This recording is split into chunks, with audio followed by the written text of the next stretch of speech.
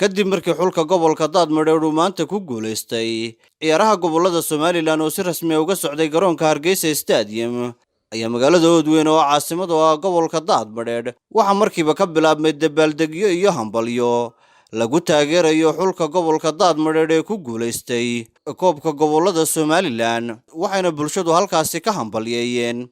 ciyaaryahanada iyo maamulkooda baad celinaya ciyaartooyda gobolka Daadmareer ee ku soo guuleystay koobkii la dhigay 14 gol kana dhigay horyaalka gobolada Somaliland gobolka Daadmareer maanta iyagoo loo ballan qaadin $100,000 $200,000 gobolkii Daadmareer waa dadna dhalinyarta gobolka Daadmareer waxaan leenahay koobkii anaga qaadanay anaga guuleysanay markasta guusha anaga leh xulka gobolka Daadmareer iyo taageerayaasha gobolka Daadmareer oo ugu horeeyo magaca maamuuska koowaad u leeyahay مستر ديري دبا تبارها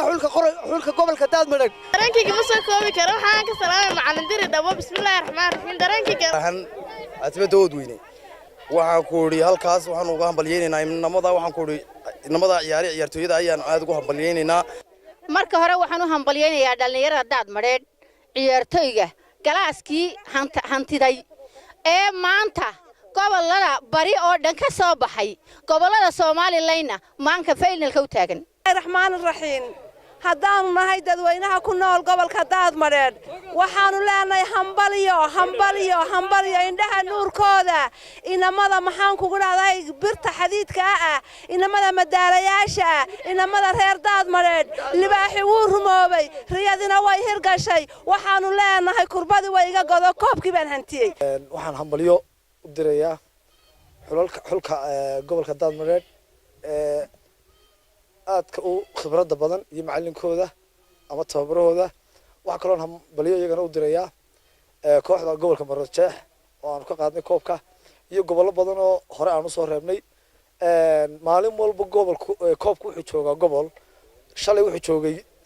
gobolka Awdal maantana gobolka Daadmareer ayuu u soo hoyan doonaa insha Allah taala aan raxiin waxaanu joognaa gobolkii Daadmareer